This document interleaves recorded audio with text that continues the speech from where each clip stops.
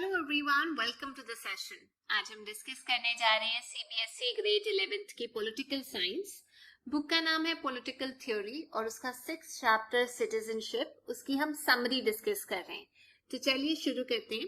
देखिए, सबसे पहले ये बताया गया कि सिटीजनशिप का मतलब ये होता है जब आपको फुल, पूरी और इक्वल मेंबरशिप मिलती है एक पॉलिटिकल कम्युनिटी के अंदर, उसे हम सिटीजनशिप बोलते हैं। आज के वर्ल्ड में जो स्टेट्स हैं, स्टेट्स का मतलब नेशन जो है, वो एक कलेक्टिव पॉलिटिकल आइडेंटिटी देती हैं अपने मेंबर्स को और उनको साथ में ही कुछ राइट्स दिए जाते हैं। जैसे हम लोग बोलते हैं हम इंडियंस हैं, कुछ बोलेंगे हम जापानीज हैं, जर्मन्स हैं, डिपेंडिंग कि वो कौन सी स्टेट से हैं। स्टेट का मतलब यहाँ पर है कौन से नेशन या कंट्री से बिलोंग करते हैं। अब जो सिटीजन्स हैं वो एक्सपेक्ट करते हैं कि सिटीजनशिप के साथ उनको कुछ राइट्स दिए जाएंगे उनकी स्टेट के द्वारा, उनकी कंट्री के द्वारा, और साथ ही साथ उनकी हेल्प की जाएगी, उनको प्रोटेक्शन दी जाएगी जहां भी वो ट्रेवल करना चाहे वहां के लिए। तो ज्यादातर जो डेमोक्रेटिक कंट्रीज हैं आज की डेट में, वो कुछ पॉलिटिकल राइट्स देती हैं अपने सिटीजन्स को, जैसे right to vote, civil rights देती हैं जैसे freedom of speech and belief, socio economic rights दिए जाते हैं जिसमें इंक्लूडेड होते हैं minimum wage, right to education. Equality of rights और स्टेटस जो है वो आप कह सकते हैं बेसिक राइट है सिटीजनशिप के अंदर। हर एक राइट जो आज एंजॉय किया जाता है सिटीजन्स के द्वारा, वो ऐसे ही लोगों को नहीं मिला, वो उन्होंने जीता है एक लॉन्ग स्ट्रगल के बाद, जो हो सकता है उन्होंने की हो अगेंस्ट मोनार्कीज या अगेंस्ट कॉलोनियल पावर। जैसे बहुत सारी जो यूरोपियन कंट्रीज है उन्होंने एक्सपीरियंस किया था स्ट्रगल को, और बहुत वायलेंट वेज में स्ट्रगल हुई थी। जैसे French revolution 1789, freedom, equality, liberty, ये जो आइडियाज हैं ये रेवोल्यूशन के बाद आए। वैसे ही जो कॉलोनीज हैं एशिया अफ्रीका की, उन्होंने डिमांड किया इक्वल सिटीजनशिप अपनी स्ट्रगल के ही दौरान कि हम इंडिपेंडेंट होना चाहते हैं कॉलोनियल रूलर्स से। साउथ अफ्रीका के अंदर भी जो ब्लैक अफ्रीकन पॉपुलेशन है उनको भी स्ट्रगल करना पड़ा against the ruling minority population कि हमें इक्वल सिटीजनशिप दी जाए। और ये अपार्थीद तो काफी देर तक चलता रहा, जो साउथ अफ्रीका में पॉलिसी चल रही थी सेग्रीगेशन की, उनको स्ट्रगल कंटिन्यू करना पड़ा टिल अर्ली 1990s। वहां के लीडर भी आपको पता होगा, फर्स्ट ब्लैक प्रेसिडेंट बने थे नेल्सन मंडेला। तो ये जो सिटीजनशिप है ये रिलेशनशिप है स्टेट और मेंबर्स के बीच में, लेकिन सिर्फ वहां तक सीमित नहीं है। ये भी बताता है कि सिटीजन और सिटीजन का आपस में कैसा रिश्ता है और किस तरीके की ऑब्लिगेशंस हैं सिटीजन को एक दूसरे की तरफ और टुवर्ड्स द सोसाइटी, मतलब उनकी क्या ऑब्लिगेशंस और ड्यूटीज है। अब डिस्कस करते हैं एक widely accepted term, full and equal membership. तो जो राइट्स गारंटी किए जाते हैं सिटीजन्स को हमारी कंट्री में, उसमें बहुत सारे राइट्स में से एक इम्पोर्टेंट राइट है फ्रीडम ऑफ मूवमेंट, कि आप कहीं पे भी जा सकते हो। तो ये राइट जो है खास अहमियत रखता है वर्कर्स के लिए, क्योंकि जो लेबरर्स हैं वो माइग्रेट करते हैं जॉब की सर्च में, जहां भी उनको अपॉर्चुनिटी मिलती है वहां वो मूव करते हैं। कुछ लोग जो है कंट्री से बाहर भी ट्रेवल करते हैं जॉब्स की सर्च में। तो काफी जगह पे देखा जाता है कि जो लोकल लोग हैं उस एरिया के, वो रेजिस्ट करते हैं कि बाहर के लोगों को हमारे एरिया में जॉब्स ना दी जाए, और अगर दी भी जाती हैं तो कम वेजेस पे दी जाए। वो रेजिस्ट करते हैं इस चीज को कई बार। ये जो रेजिस्टेंस है, ये जो रोक है, ये ऑर्गेनाइज्ड वॉयलेंस की फॉर्म ले लेता है अगेंस्ट आउटसाइडर्स, की बाहर के लोग यहाँ पर ना आए, हम ही रेजिडेंसी इन रिसोर्सेज और इन जॉब्स के ऊपर हकदार है असली। एक और फैक्टर है जो हमें कंसिडर करना चाहिए, जो अक्सर हम देखते हैं, कुछ डिफरेंसेस देखे जाते हैं जो हमारे रिस्पॉन्स में आते हैं माइग्रेंट्स को लेके। जैसे हम डिफरेंशिएट करते हैं पुअर, गरीब माइग्रेंट्स और स्किल्ड माइग्रेंट्स के बीच में। हम नहीं चाहते कि जो पुअर माइग्रेंट्स हैं वो हमारे एरिया में आए। हम ये चाह सकते हैं कि हाँ स्किल्ड वर्कर्स आए, लेकिन पुअर लोगों को कोई देखना पसंद नहीं करता। तो उनके राइट्स नहीं होंगे क्या सिटीजनशिप से जो उनको ग्रांट किए गए हैं? कुछ ऐसे और इश्यूज होते हैं जो डिबेट किए जा रहे हैं आज की डेट में हमारी कंट्री में regarding full and equal membership जो सबको दी जाती है। डिस्पाइट जो हम लोग राइट्स दे रहे हैं, मेंबरशिप दे रहे हैं, वो होने के बावजूद डेमोक्रेटिक सोसाइटीज के अंदर, नेशन के अंदर डिस्प्यूट्स आ जाते हैं, प्रॉब्लम्स आ जाती हैं, और उन प्रॉब्लम्स को सरकार के आगे रखा जाता है। वो भी एक राइट है, राइट टू प्रोटेस्ट, जिसमें जो सिटीजन्स हैं वो क्रिटिसाइज करते हैं, एक्सप्रेस करते हैं अपना क्रिटिसिज्म। ये राइट उनको गारंटी किया गया है कॉन्स्टिट्यूशन के अंदर, जिसके द्वारा वो प्रोटेस्ट कर सकते हैं अगर उनकी लाइफ, उनकी प्रॉपर्टी को हार्म पहुंचाया जा रहा है स्टेट या वहां के लोगों के द्वारा, तो प्रोटेस्ट किया जा सकता है। तो अगर हम ये कहें कि जो गाइडिंग प्रिंसिपल है फुल एंड इक्वल मेंबरशिप को अगर हम ध्यान में रखते हैं, तो डेफिनेटली हम एक एक्सेप्टेबल सोल्यूशन पे पहुंचने चाहिए, जो प्रॉब्लम का सोल्यूशन दे, जो टाइम टू टाइम उभरती रहती है। ये गाइडिंग प्रिंसिपल है, इसी का सोल्यूशन ढूंढने की जरूरत है। तो इसका सोल्यूशन जो है वो डेमोक्रेटिक कंट्री में मिल सकता है। डेमोक्रेटिक कंट्री का प्लस पॉइंट यही है कि वहां पे नेगोशिएशन और डिस्कशन होती है टाइम टू टाइम, चीजें इवॉल्व करती हैं, धक्के से नहीं लोगों पे इम्पोज की जाती चीजें। तो ये एक प्लस पॉइंट हो गया जब हम सिटीजनशिप डिस्कस कर रहे हैं। अब अगला टॉपिक है इक्वल राइट्स। इक्वल राइट्स मिलते हैं सिटीजनशिप के साथ, पर मैं आपको एग्जांपल देती हूँ स्लम ड्वेलर्स के बारे में। सिटी के अंदर ऐसी बहुत ज्यादा पॉपुलेशन होती है जो स्लम्स में रहते हैं। ऑल्दो उनका वहां पे रहना बहुत जरूरी है, नेसेसरी है, वो वहां पे काम करते हैं, पर वहां के लोग उनको अनवेलकम्ड विजिटर्स के तरीके से ट्रीट करते हैं अपने टाउन में, कि इनको तो किसी ने इनवाइट नहीं किया, ये यहाँ पे क्यों आ रहे हैं। जो उनकी लाइफ है, जो उनकी प्रॉपर्टी है, वो तो इनसिक्योर है ही है, पर साथ के साथ आपको पता होना चाहिए ये सब होने के बावजूद वो इकोनॉमी में बहुत कंट्रीब्यूट करते हैं अपनी लेबर के जरिए। जो इनकी कंडीशन है उसके बारे में आज की डेट में अवेयरनेस पैदा की जा रही है, बढ़ रही है, एनजीओज के अंदर, गवर्नमेंट के अंदर, दूसरी एजेंसीज के अंदर और इन लोगों के अंदर। तो जो स्लम ड्वेलर्स हैं वो ज्यादा अवेयर हो रहे हैं अपने राइट्स को लेके, वो अपने आप को ऑर्गेनाइज कर रहे हैं, डिमांड्स कर रहे हैं, और कई बार कोर्ट के पास जाकर आए कि हमारे राइट्स कहाँ हैं। एक और ग्रुप है ट्राइबल लोग, जो लोग मार्जिनलाइज्ड है ग्रुप सोसाइटी के अंदर, उसमें ट्राइबल भी आ जाते हैं और फॉरेस्ट ड्वेलर्स भी आ जाते हैं जो फॉरेस्ट के अंदर रहते हैं। तो ये लोग तो पूरे तरीके से डिपेंड करते हैं फॉरेस्ट के ऊपर, नेचुरल रिसोर्सेज के ऊपर अपनी लाइफ व्यतीत करने के लिए। अब प्रेशर हो रहा है कमर्शियल इंटरेस्ट के साइड से कि हमें माइनिंग करनी है, इनको फॉरेस्ट छोड़ देना चाहिए, कोस्टल एरिया में प्रॉब्लम आ रही है इनकी लाइफ को, लाइवलीहुड को, और इवन इनको वहां से इविक्ट किया जा रहा है, बाहर निकाला जा रहा है। अब गवर्नमेंट के सामने एक बहुत बड़ी प्रॉब्लम है कि लोग कहीं पे जाके डिसाइड कर सकते हैं, लेकिन वो स्ट्रगल ये कर रही है गवर्नमेंट कि किस तरीके से इन लोगों को प्रोटेक्ट किया जाए, जो कि इन्हीं लोगों को इनके घर से बाहर निकाला जा रहा है, इनका हैबिटेट डिस्ट्रॉय किया जा रहा है, और साथ में जो कंट्री की डेवलपमेंट है उसको एंडेंजर्ड ना किया जाए।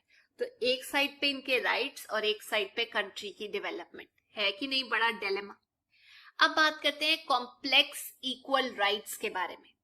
जब हम ट्राई करते हैं, कोशिश करते हैं, इंश्योर करते हैं कि इक्वल राइट्स और अपॉर्चुनिटी होनी चाहिए सब सिटीजन्स के लिए, पर यू नो व्हाट, ये इतना सिंपल मैटर नहीं है गवर्नमेंट के लिए भी। डिफरेंट ग्रुप के जो लोग हैं उनकी डिफरेंट नीड्स हैं, उनकी डिफरेंट प्रॉब्लम्स हैं, और एक ग्रुप दूसरे ग्रुप के साथ कंफ्लिक्ट में आ सकता है अपने राइट्स को लेके, जैसे कि कमर्शियल इंटरेस्ट और जो फॉरेस्ट में लोग रहते हैं उनका कॉन्फ्लिक्ट हो सकता है। तो जो इक्वल राइट्स हैं जो सिटीजन्स को दिए जाते हैं, इसका मतलब ये नहीं है कि यूनिफॉर्म पॉलिसी होनी चाहिए सब लोगों के लिए, सब लोगों पे बराबर रूल्स अप्लाई करते हैं, क्योंकि डिफरेंट ग्रुप्स हैं, डिफरेंट नीड्स है ना, उनकी पॉलिसी सेम तो उनके ऊपर लागू हो ही नहीं सकती। तो जो फॉर्मल लॉज बनते हैं सिटीजनशिप से रिलेटेड, वो सिर्फ स्टार्टिंग पॉइंट है, उसकी इंटरप्रिटेशन, उसको अमेंड टाइम टू टाइम किया जा रहा है, और ये प्रोसेस इवॉल्व कर रहा है चीजों को ध्यान में रखते हुए। कॉन्सेप्ट ऑफ इक्वल सिटीजनशिप का मतलब ये है कि आप दे पा रहे हैं सब लोगों को इक्वल राइट्स, प्रोटेक्शन दे पा रहे हैं सब सिटीजन को, और यही गाइडिंग प्रिंसिपल होना चाहिए गवर्नमेंट पॉलिसीज के बारे में, कि लोगों को ऊपर उठाओ, उनकी डिमांड्स को समझो और उसके बाद पॉलिसी बनाई जाए।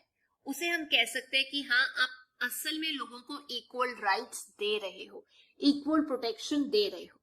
अब डिस्कस करते हैं सिटीजन और नेशन का क्या लेना देना है। तो जो कॉन्सेप्ट है नेशन का या नेशन स्टेट का, वो इवॉल्व हुआ है मॉडर्न पीरियड के अंदर। पहले की जो नेशन स्टेट थी वो क्लेम करती थी अपनी बाउंड्रीज, डिफाइन करती थी अपनी टेरिटरी को। उसके अलावा वो ये बोलती थी कि हम सॉवरेन तो हैं, इंडिपेंडेंट हैं, सेल्फ सफिशिएंट है, पर उसके अलावा कुछ और है जो हम लोगों को बांध के रखता है। वो है हमारा यूनिक कल्चर, हम लोगों की यूनिक हिस्ट्री या शेयर्ड हिस्ट्री जो हमने बनाई है, जो हम यहाँ पर रह रहे हैं। तो जो नेशनल आइडेंटिटी है उसे अलग अलग तरीके से एक्सप्रेस किया जाता है, अलग अलग सिंबल्स यूज करके, flags, national anthem, national language, आप कह सकते हैं सेरेमोनियल प्रैक्टिसेस के जरिए या अलग अलग तरीके से।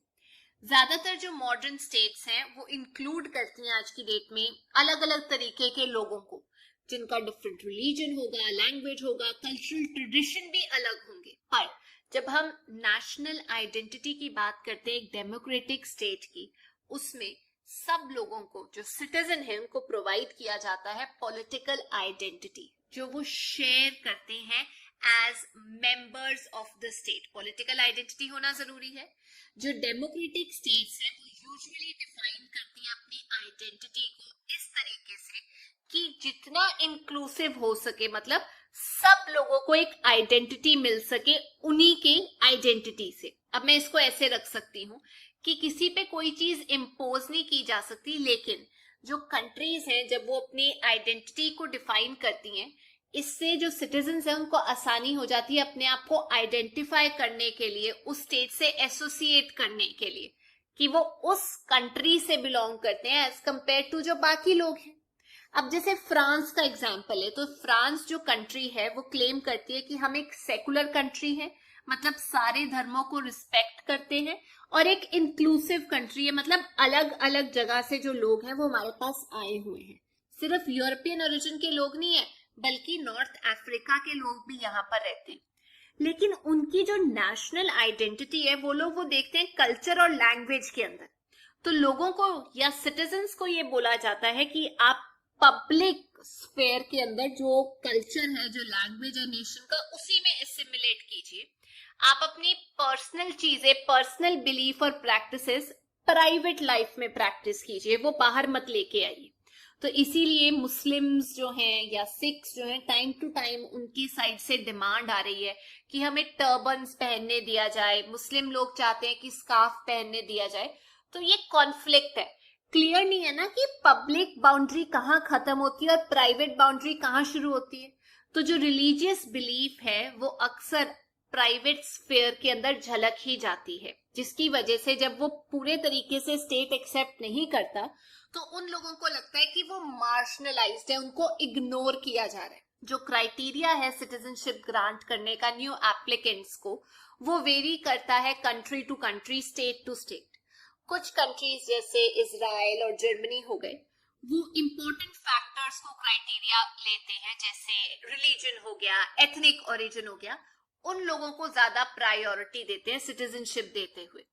इंडिया की बात की जाए, जो खुद को बोलता है कि हम एक सेकुलर डेमोक्रेटिक नेशन स्टेट है, इसने पार्टीशन देखा था 1947 में, और तब से ये कोशिश की जा रही है हमारे नेशनलिस्ट लीडर्स के द्वारा।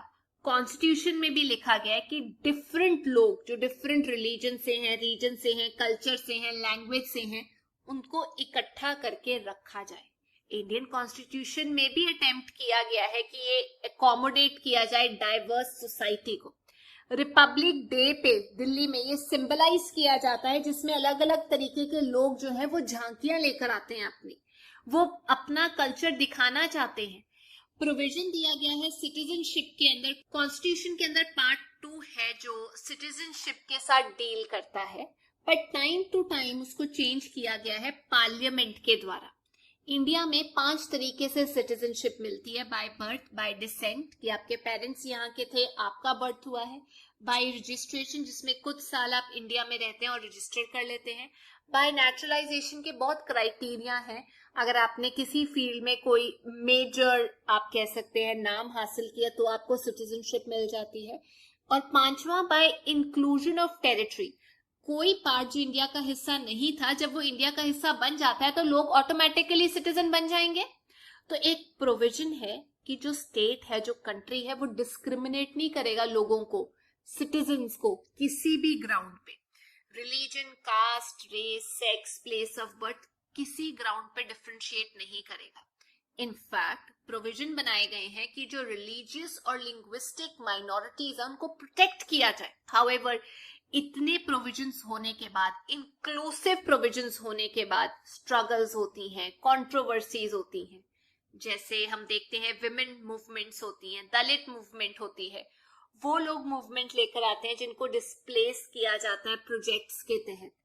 तो ये एक तरीके से एक नई स्ट्रगल है जो लोग वेज करते हैं, जिनको ये लगता है कि सिटीजनशिप दे दी पर हम लोगों को पूरे के पूरे जो राइट्स मिलते हैं उसके साथ वो तो डिनाई किए जा रहे हैं। है एक प्रॉब्लम। अब डिस्कस करते हैं, कॉन्सेप्ट है यूनिवर्सल सिटीजनशिप। हालांकि काफी स्टेट्स जो हैं, मतलब नेशंस जो हैं, वो सपोर्ट करते हैं idea of universal inclusive citizenship, लेकिन फिर हम ये भी देखते हैं कि हर एक ने एक क्राइटेरिया फिक्स किया हुआ है सिटीजनशिप खुद ग्रांट करने के लिए। एक साइड पे ये बोलते हैं कि हम सपोर्ट करते हैं, हाँ सबको मेंबर होना चाहिए, पर एक साइड पे अपना क्राइटेरिया भी है। तो जनरली वो बोलते हैं कि हमारे कॉन्स्टिट्यूशन में और लॉज में कंट्री के ये सारे प्रोविजंस लिखे हुए हैं, और जो स्टेट्स हैं वो कुछ हद तक ठीक भी है इस क्राइटेरिया को फिक्स करने में, क्योंकि वो चाहती है कि अनवांटेड विजिटर्स जो थ्रेट बन सकते हैं कंट्री को, वो उनको दूर रखें। लेकिन उन लोगों का क्या जो वॉर्स की वजह से या नेचुरल डिजास्टर, फेमीन या किसी और प्रोजेक्ट की वजह से डिस्प्लेस हो जाते हैं, उनकी खुद की स्टेट नहीं एक्सेप्ट करती, कोई और स्टेट नहीं उनको एक्सेप्ट करती, घर वो जा नहीं सकते, रेफ्यूजी कैंप में रहते हैं, कोई आइडेंटिटी नहीं है उनकी खुद की, इलीगल इमिग्रेंट्स के तरीके से उन्हें ट्रीट किया जाता है। ये इतनी सीरियस प्रॉब्लम है कि यूनाइटेड नेशन ने अपॉइंट किया है हाई कमिश्नर फॉर रिफ्यूजीज इस प्रॉब्लम को सॉल्व करने के लिए। बहुत सारी कंट्रीज हैं जो एक पॉलिसी रखती है कि ठीक है, अगर कोई इंसान भागा है परसिक्यूशन या वॉर की वजह से, हम उसे पनाह देंगे, एक्सेप्ट करेंगे, पर उसके साथ वो ज्यादा अनमैनेजेबल नंबर में भी लोगों को एक्सेप्ट नहीं ना कर सकती, कंट्री को सिक्योरिटी रिस्क है। इंडिया ने पनाह दी थी, रिफ्यूज दिया था परसिक्यूटेड लोगों को, जैसे दलाई लामा और उनके फॉलोअर्स को 1959 में। पर ये जो प्रॉब्लम है स्टेटलेस लोगों की, जिनका कोई नेशन नहीं है, कोई नेशनल आइडेंटिटी नहीं है, ये आज की डेट में एक सीरियस प्रॉब्लम है ऑल ओवर द वर्ल्ड। अब बात करते हैं ग्लोबल सिटीजनशिप की। हम आज की डेट में एक वर्ल्ड में रह रहे हैं जो बहुत ज्यादा आपस में इंटरकनेक्टेड है because of development in means of communication. Internet, television, cell phone, उन्होंने हमारी लाइफ को चेंज कर दिया है। हम 1 मिनट में पता लगा सकते हैं, कांटेक्ट कर सकते हैं दूसरी साइड पे क्या हो रहा है ग्लोब की। अब जो लोग सपोर्ट करते हैं ग्लोबल सिटीजनशिप को, वो ये आर्ग्यू करते हैं कि हालांकि वर्ल्ड एक कम्युनिटी बन चुका है, लेकिन जो ग्लोबल सोसाइटी है वो अभी एग्जिस्ट नहीं करती। कम्युनिटी है लेकिन society as a society exist नहीं करते, इतना इंटरकनेक्टेड हम लोग नहीं है। लोग जो है वो फील करते हैं कि हम लिंक्ड हैं एक दूसरे के साथ अक्रॉस नेशनल बाउंड्रीज।